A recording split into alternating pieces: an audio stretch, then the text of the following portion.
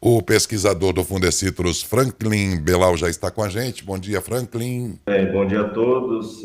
Nós tínhamos estimado, na primeira estimativa divulgada em maio desse ano, 232 milhões de caixas. Então, a gente está falando de uma safra de laranja aqui no Parque Citrícola de São Paulo, em Triângulo Mineiro, que é o maior parque citrícola, a maior região mundial, né, de produção de laranja, muito abaixo da média. Seria aí a menor safra dos últimos 30 anos. Esses números depois foram reduzidos para 215 milhões de caixas, na primeira reestimativa, divulgada em setembro desse ano, muito por conta do clima. Todos nós vivenciamos esses períodos de altas temperaturas, de falta de chuva, e agora, felizmente, nessa segunda reestimativa divulgada na semana passada, os números melhoraram, né, muito por conta aí da quarta florada e também das chuvas, né, que contribuíram para o aumento do peso dos frutos. Então, e por essa reestimativa, a que número de caixas chegamos? Chegamos a 223,14 milhões de caixas, é um número 3,4% maior do que a última reestimativa, são 7,36 milhões de caixas a mais em relação a essa estimativa anterior. Ainda assim, estamos comparativamente aos últimos 30 anos, em que situação nesse caso? Sim, continuamos bem abaixo, né? Esse panorama não muda. Por exemplo, a última safra a gente teve mais de 300 milhões de caixas colhidas, que foi uma safra bastante volumosa. Então, é uma safra baixa, mas essa reestimativa traz um alento num ano bastante desfavorável à astricultura, muito por conta do clima dificultoso aí dos últimos meses. Uhum. De qualquer modo, essa é a situação só brasileira ou a perda de produção também se dá em outros grandes produtores mundiais? Em relação à produção de laranja para suco, que é a especialidade aqui da nossa agricultura, o Brasil é dominante, ele produz 75% da produção, né, mundial de suco. Os segundos colocados, que são os Estados Unidos, né, principalmente a Flórida e o México, estão bem abaixo, né, com índices inferiores a 10%. Então, quando a produção brasileira é afetada, ela afeta a produção mundial. Hum.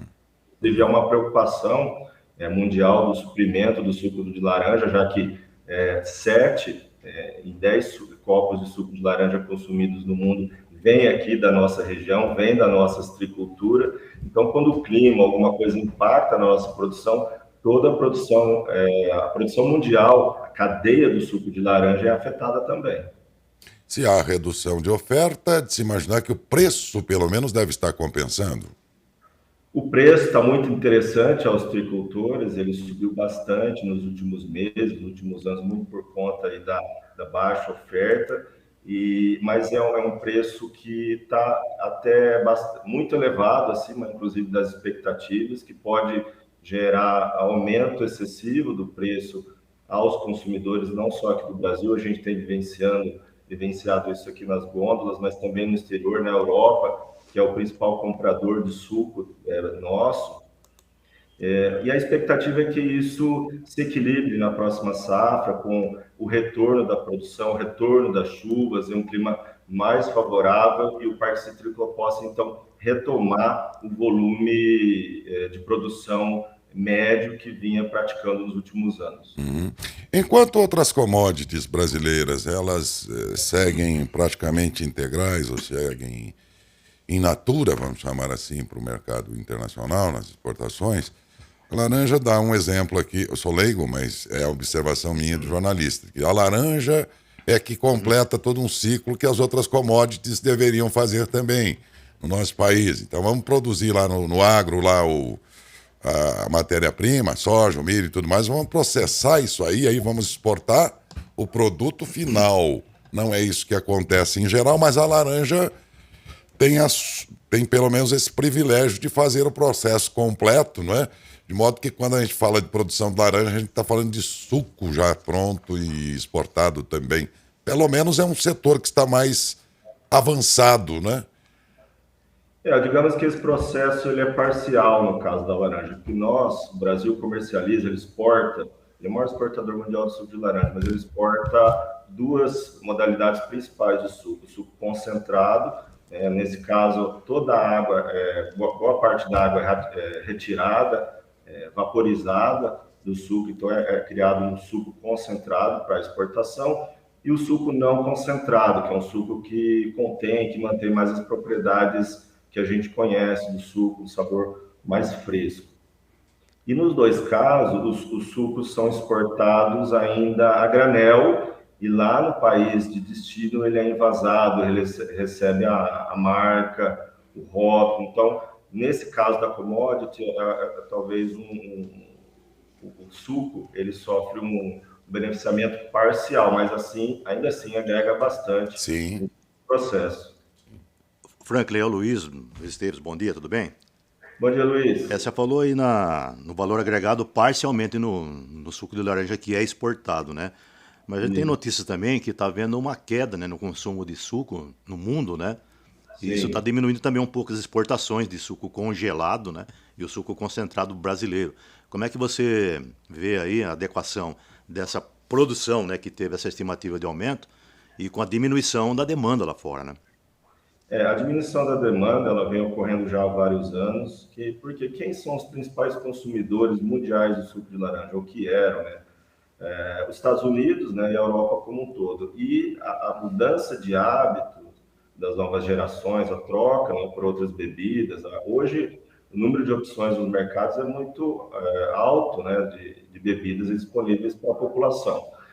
Então, há uma tendência mundial de redução do consumo de suco de laranja, mas a produção mundial também diminuiu, muito por conta da doença que é bastante comentada, bastante conhecida no meio para quem trabalha na citricultura, que é o greening, é uma doença bastante destrutiva que dizimou a citricultura da Flórida, por exemplo, que caiu de 240 milhões de caixas para 12 milhões de caixas. Então, um importante player do mercado saiu, aquele volume todo não existe mais. Então, a redução do consumo mundial veio acompanhada dessa redução da produção mundial. Então, a produção brasileira se tornou ainda mais protagonista como que uma produção dominante no mercado mundial.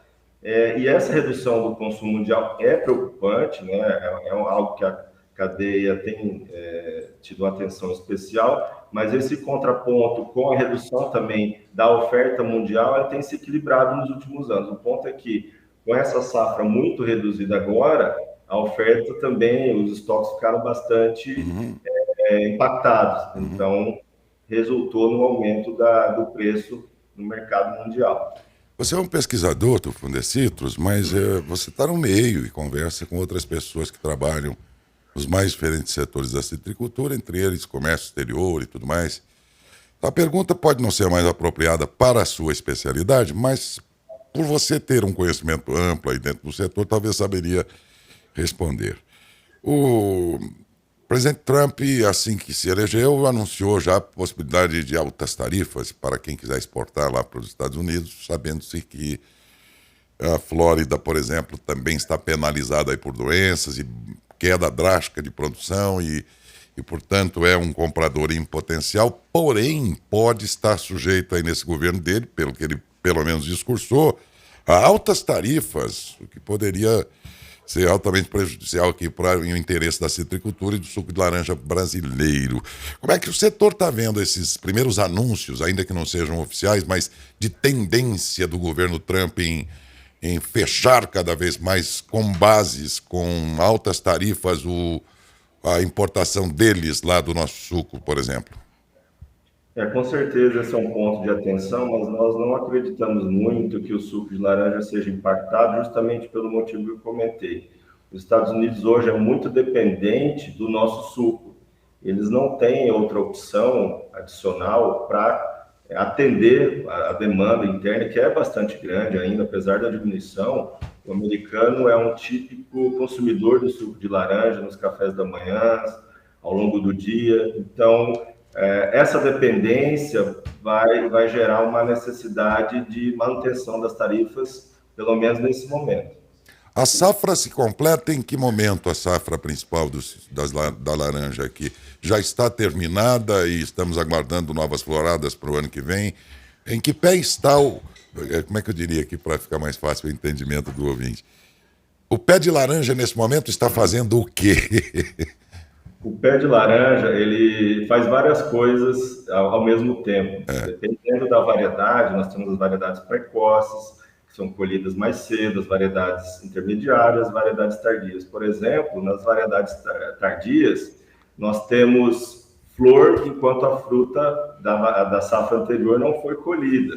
Nós temos variedades em que a fruta fica na árvore por mais de um ano, no caso dessas tardias. Nas precoces, as frutas ficam por cerca de 6 meses. Mas, de modo geral, a nossa divulgação da estimativa de safra ocorre em maio de cada ano, dia 10 de maio de cada ano, e depois dessa data, nós temos as reestimativas, que são divulgadas a cada 2 meses. Nós estamos aí caminhando para o final da safra, né? Boa parte da fruta já foi colhida, mas nós teremos ainda uma nova reestimativa no dia 10 de fevereiro e o fechamento da safra no dia 10 de abril, que ali, nesse momento, são publicados os números finais, definitivos da safra. E um ponto interessante dessa safra é que nós temos uma quarta florada muito intensa. Então, você comentou o que a laranjeira está fazendo nesse momento. Nós temos aqui uma peculiaridade da nossa tricultura de ter várias floradas. Nós temos normalmente a primeira e segunda floradas muito importantes e concentradas. A produção tende a se concentrar ali em torno de 85%, mas nesse ano esse perfil mudou muito por conta do clima. E a quarta florada ela está muito importante para os tricultores nessa safra, o que diferencia muito também em relação aos anos anteriores. Vamos aguardar fevereiro, então, essa nova reestimativa, quando então, se você permitir, voltaremos a falar sobre ela. Por hora, agradeço, viu, Franklin? Será um prazer, Darcy, Luiz. Obrigado pela oportunidade e pelo espaço. Nós é que agradecemos. Conversei com Franklin Belal. Ele é pesquisador do Fundecito.